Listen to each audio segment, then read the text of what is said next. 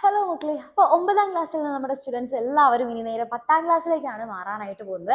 10ാം class നമുക്ക് എല്ലാവർക്കും അറിയാം, അത്യാവശ്യം ഇമ്പോർട്ടൻ്റ് ആയിട്ടുള്ള ഒരു ക്ലാസ് ആണ്. അതിൻ്റെ സർട്ടിഫിക്കറ്റിനായാലും അതിൻ്റെ മാർക്കിനായാലും അത്യാവശ്യം നല്ല ഇമ്പോർട്ടൻസ് തന്നെയുണ്ട്. അപ്പോൾ അതുകൊണ്ട് തന്നെ നമുക്ക് എല്ലാവർക്കും ഭയങ്കര ഒരു ടെൻഷനൊക്കെ ഉണ്ടായിരിക്കും അല്ലേ?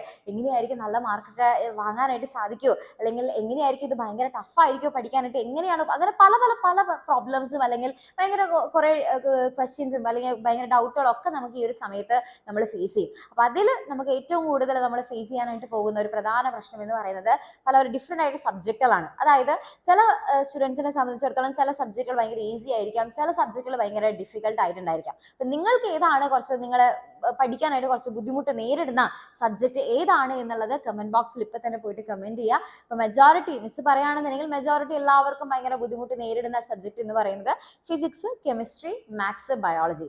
ഇത്രയും സബ്ജക്റ്റിലാണ് പൊതുവേ നമ്മൾ എല്ലാവരും പറയുന്നത് കേൾക്കാറുള്ള മിസ് ഭയങ്കര ബുദ്ധിമുട്ടാണ്, അത് പഠിച്ചെടുക്കാൻ കുറേ ഉണ്ട്. ചിലർക്ക് ബയോളജി നമ്മൾ വിചാരിക്കും ബയോളജി ഭയങ്കര എളുപ്പമാണെന്ന് വിചാരിക്കും, പക്ഷെ കുറേ മക്കൾക്ക് നോക്കി കഴിഞ്ഞാൽ ബയോളജി ഭയങ്കര ഡിഫിക്കൽട്ട് ആയിട്ട് അവർ പറയാറുണ്ട്. കാരണം കുറേ ടേംസ് പഠിക്കാനുണ്ട്. ചിലർക്ക് മാത്സ് ആയിരിക്കും, ലോജിക്കലി തിങ്ക് ചെയ്യാനുള്ള ബുദ്ധിമുട്ട് കാരണം മാത്സ് ആയിരിക്കും പലർക്കും ബുദ്ധിമുട്ടുണ്ടായിരിക്കുക. അങ്ങനെ ഓരോരുത്തർക്കും ഡിഫറെൻ്റ് ആയിട്ടായിരിക്കും ഓരോരോ സബ്ജക്റ്റുകളായിരിക്കും ബുദ്ധിമുട്ടായിട്ടുണ്ടായിരിക്കുക.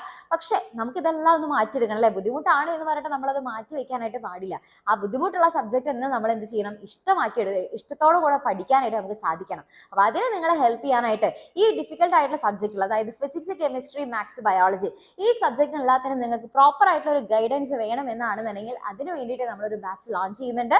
അതാണ് നമ്മുടെ ലക്ഷ്യ ബാച്ച് എന്ന് പറയുന്നത്. അപ്പം നമ്മുടെ CBSE 10 വേണ്ടി മാത്രമായിട്ട് നമ്മൾ ലോഞ്ച് ചെയ്യുന്ന ഒരു ബാച്ചാണ് നമ്മുടെ ഈ ഒരു ലക്ഷ്യ ബാച്ച് എന്ന് പറയുന്നത്. അപ്പോൾ ഈ ഒരു ബാച്ചിൽ എന്തൊക്കെ ഫീച്ചേഴ്സ് ആണ് നിങ്ങളെ കാത്തിരിക്കുന്നത്, എന്തൊക്കെയാണ് നിങ്ങൾ ഈ ഒരു ബാച്ചിൽ ജോയിൻ ചെയ്ത് കഴിഞ്ഞാൽ നിങ്ങളെ കാത്തിരിക്കുന്നത്, അങ്ങനെയുള്ള കംപ്ലീറ്റ് കാര്യങ്ങൾ മൺഡേ നടക്കുന്ന ഒരു ഇവന്റിൽ നമ്മൾ അനൗൺസ് ചെയ്യുന്നതായിരിക്കും. അപ്പോൾ ആരും മിസ്സാക്കരുത്. മൺഡേ രാത്രി താഴെ കാണുന്ന സമയത്തായിരിക്കും നമ്മുടെ ഒരു ലൈവ് നടക്കുന്നുണ്ടായിരിക്കുക. അപ്പോൾ ഇപ്പം തന്നെ നിങ്ങളുടെ ഫ്രണ്ട്സിനൊക്കെ വേഗം തന്നെ ഷെയർ ഒക്കെ ചെയ്ത് കൊടുക്കുക. എല്ലാവരോടും കൃത്യസമയത്ത് തന്നെ വരാനായിട്ട് പറയുക. അപ്പോൾ ബാച്ചിൽ ജോയിൻ ചെയ്യാൻ പോകുന്നവരാണെന്നുണ്ടെങ്കിലും ഇനി ഇപ്പം ജോയിൻ ചെയ്തതിൽ വെച്ച് ഞാൻ ജസ്റ്റ് ഒന്ന് കാണാൻ വേണ്ടിയിട്ടാണ് അങ്ങനെയുള്ളവർക്കാണെന്നുണ്ടെങ്കിലും വേഗം എല്ലാവർക്കും ഷെയർ ചെയ്ത് കൊടുക്കുക. അടിപൊളിയായിട്ട് നമുക്ക് ഈ ഒരു വർഷം ഫുള്ള് സെറ്റാക്കാം.